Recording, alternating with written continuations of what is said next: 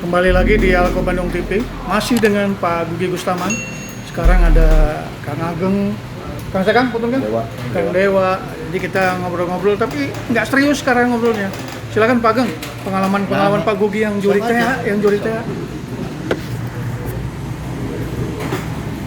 Jadi Pak Om di voli teh pertama turun ke voli ya. Pertama ikut di voli teh tahun sabaraha pertama kali. Tahun genep salapan lah. Genep salapan teh. Genep dalapan. Genep dalapan teh di mana Tom? Apakah Ya. di Nah, ini sekolah kene masih sekolah. SMP sampai di Bandung? Bandung. Di Bandung. Pertama kali di klub atau main di tarak di kampung-kampung gitu? Pertama masih di rumah, we latihan di depan rumah kan ada lapang. Nah, Aya lapang. terus Latihan lah jadinya. Nah, terus mulai rada bisa, saya langsung masuk kita masuk klub gitu. pertama klubnya Maisa. Mahesa teh di Latihannya mana? di Indam dah, ya di Kodam. Di Kodam. luar. Zaman dulu apa di luar kabeh latihan. Aha.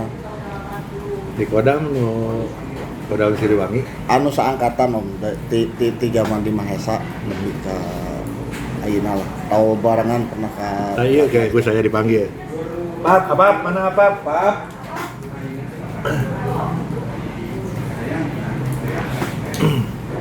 jadi aya anu sok barengan. Aya, seperti ayeuna ge aya. Anu nepi ka pelatnas, ikut pelatnas di sana atau aya teh di Mahesa atau Nggak ada. Enggak ada. Ada. Di Jawa Barat ada. Ke Jawa Barat aya. Iya. Jadi ti Mahesa pindah-pindah teh. Nah, dari Maesa berapa tahun di Maesa pindah ke Sinargali.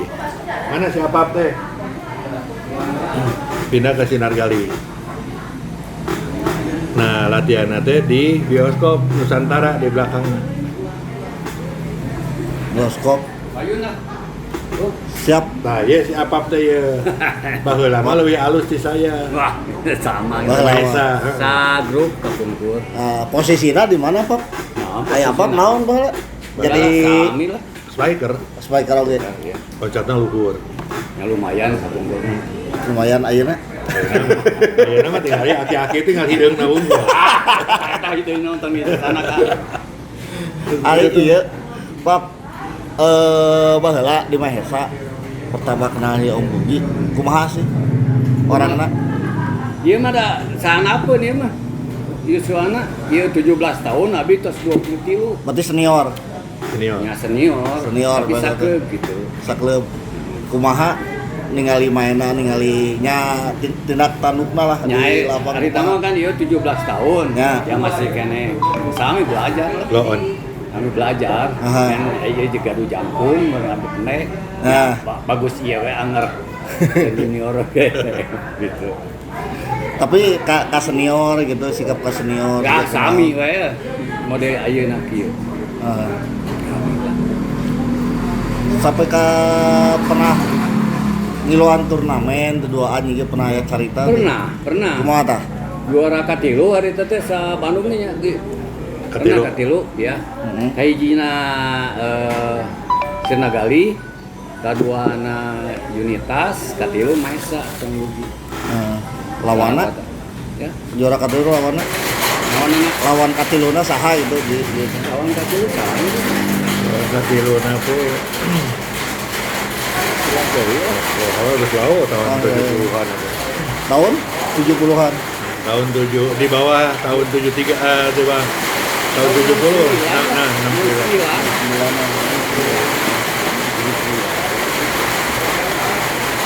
Pelatihnya masih kene Pak Ajat dulunya. Ajar sama Pak Pak Ajat Mamat. sama Pak Mamat.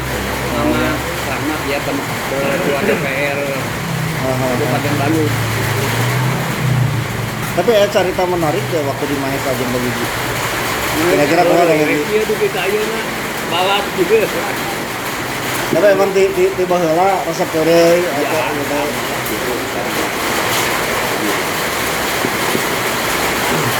Alkohol sendiri pindah kasir Nagalihnya tahun sabaraha apa? Tahun 7 nah 71, 72. Berarti Ya 70. Itu kenapa pergi? kami diturunkan dia. Ah, 70-an deh. Tapi apa di Tiana Gali tadi kan abon kamari juga katilu ya. Kan untuk kejuaraan itu katilu ya. Tapi Tiana Gali untuk yang bagus kah menurut? Bisa dibilang juara regional Tiana Gali. Iya. Tapi bisa dibilang dibanding sama Indonesia waktu hari tadi. Nah, wae tak menang teman-teman baru misalkan di Tiana Gali gitu. Tenaga itu banyak ya. Banyak. Menang. Munai, Bapak Teddy Hidayat, Ah, Kang Lindir, Roni, dia, saya, Mamat, Pangaruk, banyak. banyak. Berarti lebih sering keluarnya bareng di Tiana Gali ya. Kalau misalkan di luar kejuaraan nasional atau di luar platnas, Yang banyak keluar kan di DLAJR. yang bawa aja Setelah DLAJ, setelah Tiana Gali, saya pindah ke DLAJ tahun tahun 70. dulu. Nah, tapi pasti udah lama cari tahu ya di Tiana Gali sini. Di Tiana Gali, mah tidak banyak cerita. Yang banyak cerita mah di DLAJR. 3 tahun dah. Salah Ya. original. Seperti pertama berdirinya DLAJR, Ya, itu pemain Tiana Gali unggul langsung bisa juara Jawa Barat, juara Jawa Barat. terus bisa langsung juara nasional gitu ya. Jadi tim yang kuat lah, tim baru tapi kuat. Di tahun berapa tuh? Tahun 73 73. itu 73 juara, 75 juara, 75 tuh di Palembang. Itu banyak cerita juga di Palembang. 3 cerita Palembang kemana? Contohnya kita di Palembang ya. Ya mungkin fans DLAJ itu banyak. Kalau kita DLAJ main tuh masih penuh. Tapi penuh berarti. Di Palembang juga sama. Salah satunya ada kalau kita sudah latihan, ada cewek ya, ada cewek suka nonton latihan. Sudah latihan terus ngobrol-ngobrol lah. Nah, ngobrolnya dengan teman-teman, dengan Sigoro, sama Aceh, sama Edi. Anjing saya mah cara ngobrol. Nah, Dan saya mah sudah latihan nanti langsung main kartu lah. Itu tiap hari gitu, terus tiap hari. datang terus gitu. Datang terus. Begitu kita final kita lawan Perpot ya. Itu nonton bawa temen, bawa adiknya. Nah, Adiknya itu ya sekitar umur 15 tahunan lah. Rambutnya pirang, matanya biru. 3 orang bule lah nah, nonton. Nah, begitu nonton final kita juara nih. Juara tuh pasti kalau udah juara itu masih ada perayaan lah. selebrasi Nah, ya. itu kita makan-makan lah. Ah, Makan-makan. Udah makan-makan baru kita pulang. Nah, dia ikut. diajakin cewek itu kan. Sampai begitu masuk ke nah itu mesnya itu Wisma Haji. Sampai di mes, nah dia tuh pengen pulang. Oh, Pengen pulang. Tuh manajernya tuh Pak Pepen sama Pak Kondok. Dia bilang ke Pak Pepen, pulangnya pengen diantar sama Kak Gugi. Saya waktu itu umur 23 tahun ya. oh, Terus saya bilang, kenapa ke saya bilang, saya ngobrol juga nggak pernah gitu. jadi dia terkenal omong ya. Ya. Sampai Pak dia tuh bilang kalau nggak dianterin Kak Gugi nggak akan pulang. Oh, Manajer Pak Pepen itu yang Pak Kondo, udah Gi anterin aja. Ya, bagian antar tuh ya gitu. Akhirnya, udah, ayo lah, aku bilang udah datang. Karena mereka berdua, terus kita naik beca nih. oh, Nah si beca itu, bang, abang dari Jakarta ya bang. Emang kenapa? Bang jangan satu beca bang, katanya. 2 beca aja. Ya akhirnya Ya udah, saya bawa temen yang si Roni. Ah, Bapaknya ini deh. bukan. Roni ya. Akhirnya Roni sama adiknya satu beca. Iya. Saya Sama sama kakaknya. kakaknya itu namanya Tintin. Perempuan tinggi, putih, cantik lah. Gitu ya, rambut panjang. Mungkin pemain voli. Nah sebelumnya kaos tim yang bekas pertandingan itu Ah, semuanya diminta sama dia, diambil. Termasuk bola ada 3. semua. Tapi perasaan saya waktu pulang dia tuh nggak bawa apa-apa. Gitu ya, nggak bawa apa-apa. Akhirnya berangkat lah. Kita ngobrol di beca. Dia nanya, Kak Gugi katanya, saya tiap hari nonton ini, nggak datang ke ini, pertama tuh pengen ketemu, pengen kenalan sama saya. Tapi Kak Gugi kan kayaknya sombong banget gitu ya, Aha. nggak pernah ngobrol, nggak pernah nyamperin, gitu. Nggak seperti yang lain. Gitu. Nah, terus Nah, nggak seperti yang lain. Tapi setelah kenal begini, Kak Gugi kan orang baik katanya. Hanya kita jalan. Kita jalan itu, perasaan itu jalan tuh gede. Gede aja, ramai aja. Kami. sekitar malam tuh teh Malam atau itu mungkin di atas jam 10-an lah. di atas jam 10. Jam 10. Jalan, ngobrol-ngobrol. Ya udah berapa ini, ya sekitar 20 menitan lah naik beca. Terus dia bilang sampai ya mungkin terngiang-ngiang dari sini nih. Masih kadang-kadang suka ini. Kak Ugi itu orang baik. Nanti setelah saya turun langsung pulang aja. Saya kan tujuannya mau nganter.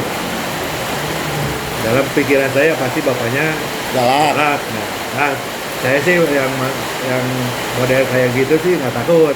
Artinya karena saya tugasnya niatnya kan benar mau Nah, nganterin. mau nganterin. Nggak ada macam-macam kan. Nah begitu berhenti, beca itu berhenti, dia turun, langsung lari berduaan. Saya kejar, sama Roni itu saya kejar, Oh, masuklah ke rumah, sebuah rumah yang masih kelihatan bata-batanya yang belum diplester. aha. Dia masuk gitu ya. Nah kita nyampe juga ke rumah itu. Terus dia kemana nih? Itu rumah itu nggak ada pintu, nggak ada jendela. Jadi bata aja semua. Saya muter 3 kali. Sampai ke Roni juga bilang, Ron, dia masuk kemana kok nggak ada pintunya, nggak ada jendelanya. Oh ini tembok semua. Udah 3 kali muter, baru si Roni bilang, Ki, ini kuburan. Nah, begitu ini ternyata itu di tengah-tengah kuburan. Oh iya. Di tengah-tengah kuburan. Jadi di apelan juri. Di apelan juri. Nah, bukan di apelan juri, saya mah tadi apelan. Di apelan. Del aja yang udah apelan. Bela aja bukan di saya. apelan juri. Nah, udah gitu baru sadar. Ini kiri kanan kuburan gitu ya. Akhirnya kita jalannya yang tadi berangkat ke rumah itu biasa jalan biasa, ini pulangnya acak-acakan ke kuburan kan. Gitu ya. Sampai ke beca. Nah, begitu sampai di beca, saya tanya, "Bang, tadi masuk ke sini?" Iya. Jadi begitu udah sadar ya, itu kita jalannya hanya 1,5 meter itu jalan. Yang awalnya masuk ke situ adalah jalan gede, jalan raya aja, jalan raya. Jadi kecil, Hah? jalan setapak gitu. Jalan 1,5 meter aja di tengah kuburan aja segitu. Oh, Kiri kanan kuburan. Ya tukang beca. Saya ngobrol sama tukang beca juga. tapi ini ada yang bicara tahu. Tahu, makanya tukang beca itu nggak mau sendiri. Bang, katanya Oh. dua beca. Ini kan katanya tempat angker. Oh, Tempat angker. Nah saya ngobrol dengan beca itu pulangnya, Bang tadi jalan sini. Iya. Loh saya kan nggak merasa jalan masuk sini, jalannya gede. Itulah Bang katanya di sini masih angker. Karena waktu itu pengalaman masih kurang lah, masih muda ya. Kalau sekarang sih tukang becanya pasti dipanggil lagi. Besok pagi-pagi saya mau kesini lagi. mungkin kalau udah pengalaman apa benar atau tidak gitu ya. Ya. Yang jelas bahwa pengalaman itu nggak akan lupa di selama hidup saya ini. Pengalaman nganter seseorang ternyata di kuburan. Kalau mungkin saya diajak aja ya, mungkin saya nakal gitu ya. Ya. Waktu itu ya masih baik lah saya. Jadi, Jika kayaknya mungkin dibawa sama dia. Besoknya mungkin saya ada di atas kuburan. bisa jadi Kayak begitu. Nah, itu versi saya. Tapi versi si Roni, almarhum ya, kalau dia masih ada mungkin dia cerita.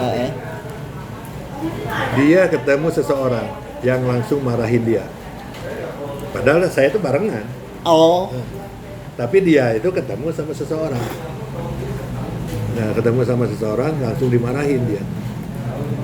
Gitu. Terus dia cerita gini-gini, saya bilang, kan dengan saya gitu ya. Gitu ya. Nah, ada orang yang marahin dia. Tapi versinya dia begitu. Dia bilang, kamu nggak diapain tuh yang cewek kecil gitu. Dia ketawa-ketawa aja gitu. Gitu. Nah, itu pengalaman yang tidak akan terlupakan dalam hidup saya. berarti setidaknya namanya Gugi Gustaman sama DLAJT sudah terkenal, tidak hanya di Indonesia, berarti di alam gaib itu terkenal. Terkenal.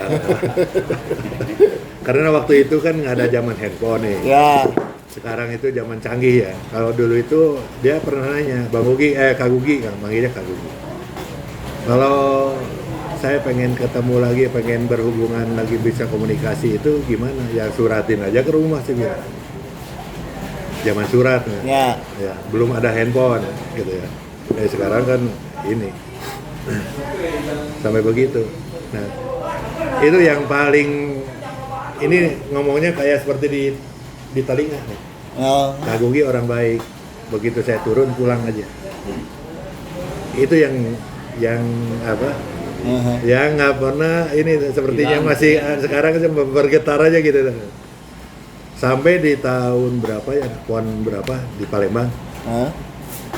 Pon berapa di Palembang itu ya? Dari mana? 2007 ya? 2000 ya, 2000-an, 7 ya? 2004. 74. Hah? 2004 Pon Palembang kemarin. Bukan yang dulu ini. Enggak, ini Enggak, yang baru ponnya. Oh, Saya iya. tidur juga di situ. Saya pegang Papua kan. Ya. Saya tidur di situ. Saya tiap malam saya ini ini Doang. apa di sambat lah maksudnya Ya. apa sih? Dipanggil Panggil lah gitu ya. Namanya kan Tintin muncul ya, mungkin muncul ke tengkorak enggak. Tapi saya pengen tahu gitu ya. Tintin muncul lah ke sini. Saya tidurnya di situ juga. Jadi terakhir aja itu. Tapi selama Nggak pernah ada lagi. nggak pernah ada lagi, itu cuman ini juga masih bertanya apakah itu benar juri itu Ya. setan, apakah itu benar emang orang Jin, gitu jin. ya. Karena kalau disebut setan atau juri gitu kan tiap pagi juga nonton jalan biasa Tiap hari, tiap pagi tiap pagi. Iya, nonton voli gitu. nonton pagi. kita latihan conditioning kan Aha. gitu. Kalau disebut setan menapak beren. Disebut orang kok Bisa pulangnya bisa ngelengit. gitu. Jadi ini masih bertanya apa itu benar orang atau tidak gitu. Karena setelah pulang dari kuburan itu tidak ada pembuktian lain. Mhm. Kalau mungkin kamu ayeuna pengalaman saya udah ini, mungkin saya tukang beca ini saya Bawa aja. bawa lagi besok pagi, Bang kesini lagi, mungkin kita ke sana lagi. Pengen membuktikan. Dibuktikan deh. Buktikan. Tapi itu yang anu biasa ngobrol kayak Dokter Aceh, terus yang lain tim Semua pemain yang tahu lain. itu semua. Itu kumaha responnya tah, Kak?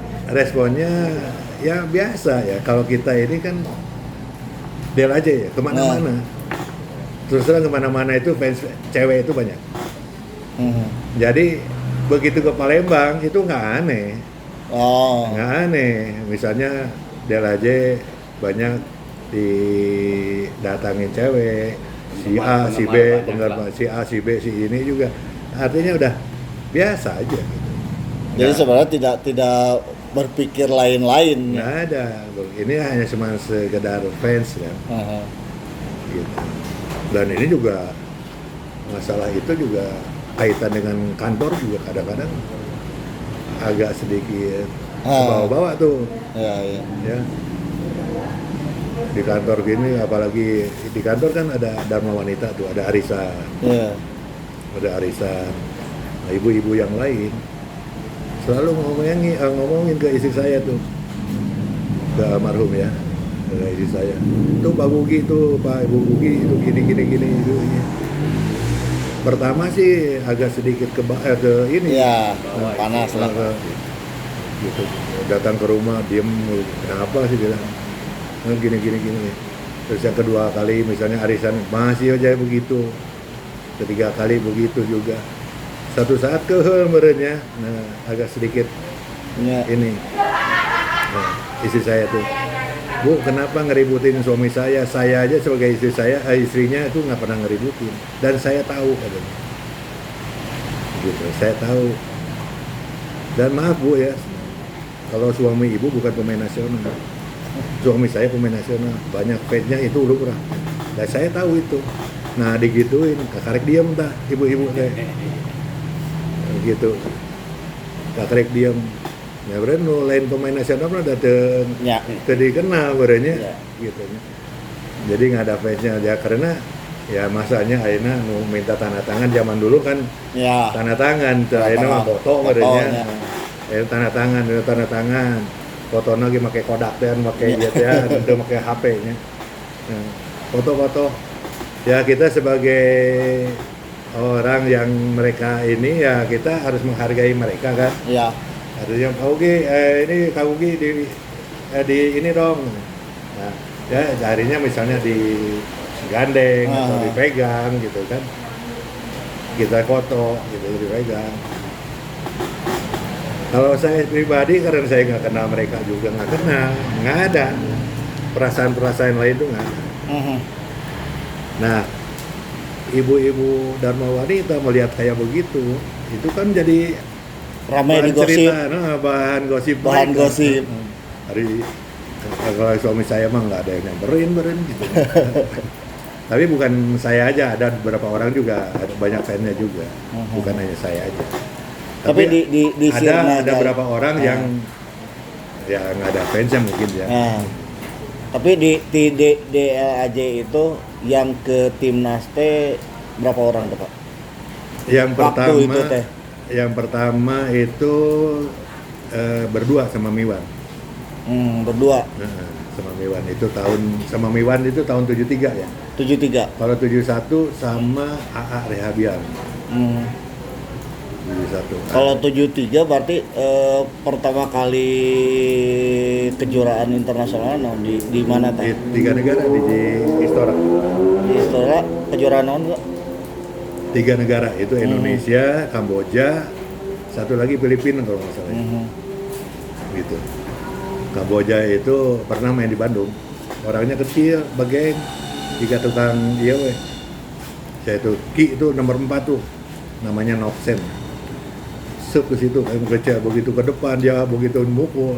Wah, mukulnya keras banget kidal gitu. Kidal. Ya, waktu main di Garuda Jati aja sampai mukul dia lewat ke ini. Itu Firman Syah itu masih jadi boy ini apa boy. Boy. Firman Syah itu. Saya main di Garuda Jati itu Firman itu masih apa boy ya. Terus kalau pengalaman di timnas sendiri di luar negeri kira-kira naon bisa diambil terus yang bisa diterapkan di Indonesia? Yang pertama pengalaman pertama ini ada berapa teman ya. Ada yang berapa teman yang tidak bisa makan. Oh. Beda letah. Beda letah.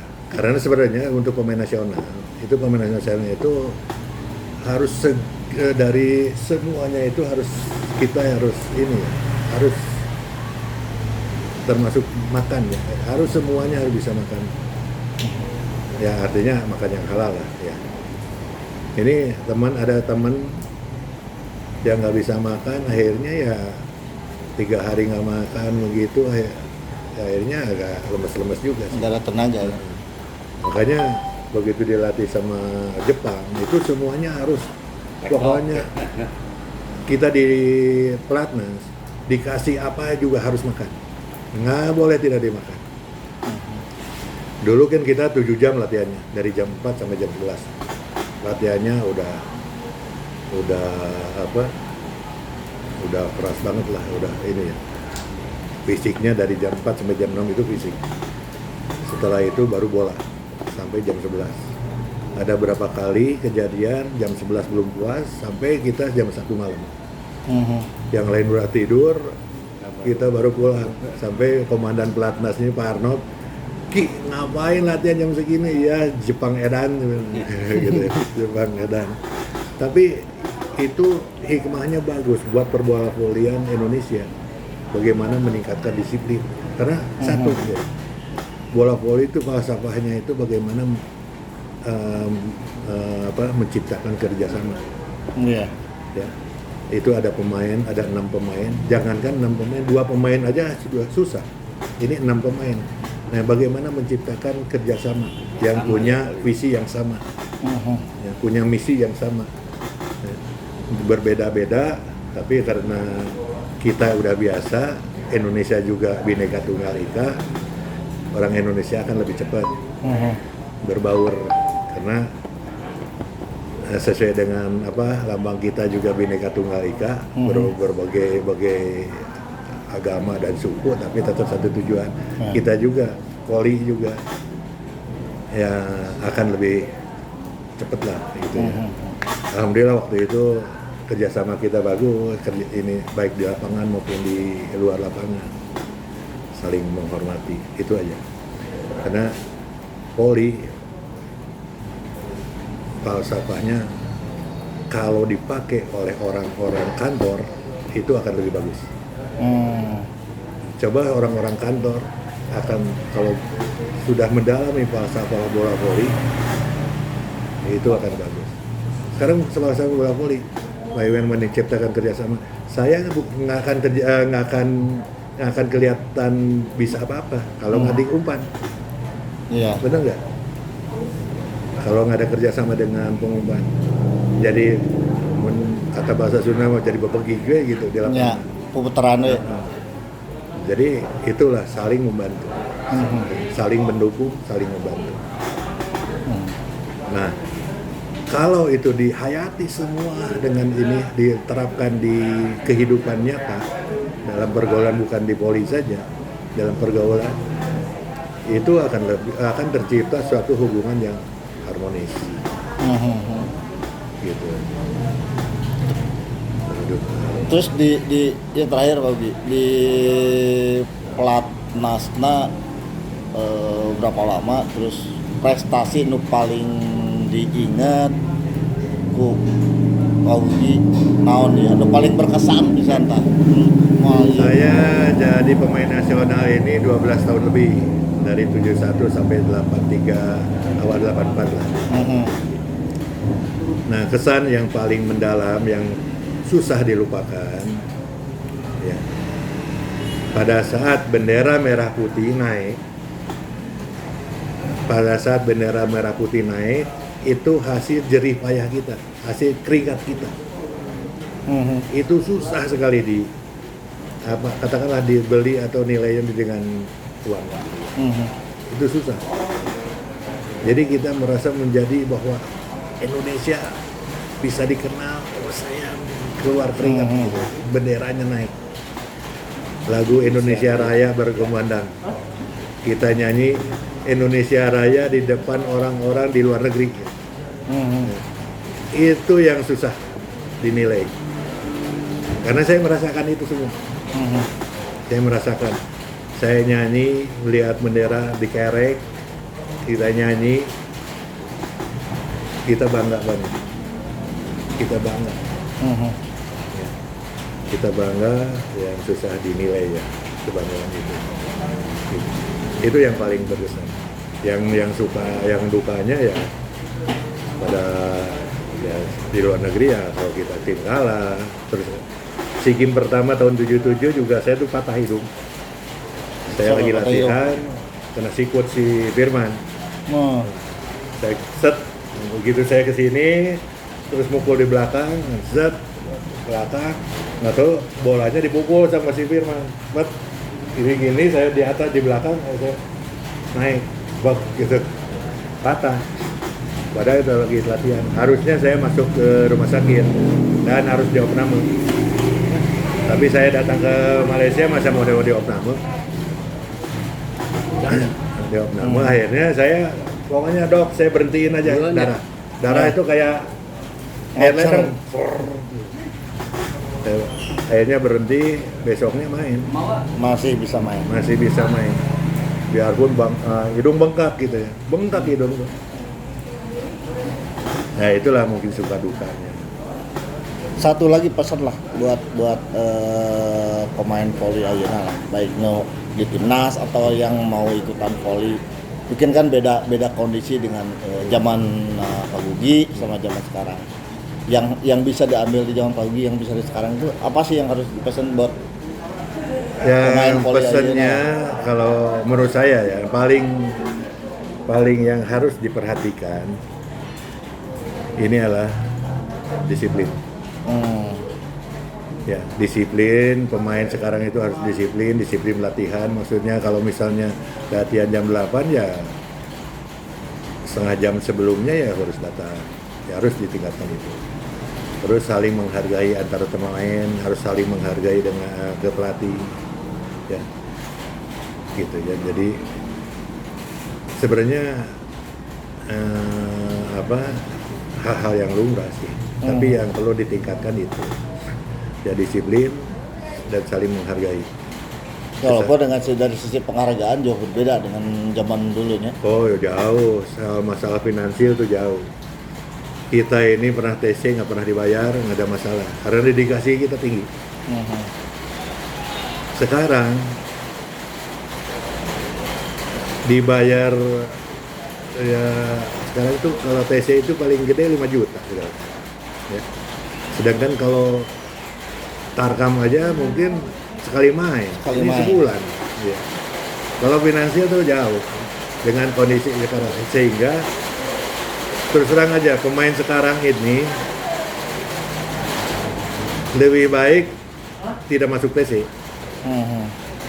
tidak masuk pelatnas daripada masuk pelatnas. Kalau masuk pelatnas hanya 5 juta mungkin, tapi kalau tidak masuk pelatnas mungkin lebih dari 30 juta atau 50 juta, mungkin lebih gitu. Tapi karena ada sanksi kalau tidak masuk pelatnas tidak boleh main ikut Proliga. Nah ini ada bagusnya sehingga pemain itu ya mau tidak mau, suka dan tidak suka ya harus masuk pelatnas. Harus ikut. Kalau tanpa ada sanksi itu, saya kira pemain yang dipanggil pelatnas tidak mau. Nah ini perbedaannya antara zaman dulu pemain sama kita dipanggil aja jangan pelatnas, dipanggil Jawa Barat aja kita bangga. Nggak dibayar juga bangga. Apalagi pelatnas. Ya. Nah sekarang beda gitu. Karena fenomenanya itu bukan lagi bahwa voli ini sekedar hobi. Sekarang itu voli ini merupakan semacam profesi ya. Kalau profesi ini dia harus ada income kan, harus ada pemasukan. Ini sudah fenomena sudah bergeser. Itu juga kita tidak menutup kemungkinan itu, tidak menutup mata itu. Ya. Karena pemain sekarang ini dengan zaman digital ya, teknologi tinggi ya, artinya dampaknya juga ke bola voli ini ya kesejahteraan pemain sekarang itu lebih bagus daripada pemain dahulu. Jauh bisa. Jauh. Cuman dedikasi disiplin bagusan yang dulu. Ya. dedikasi terus rasa patriotisme nak. Ya. Kalau patriot sih mungkin kalau mereka juara kemarin nih, Nah. mungkin merasa gitu.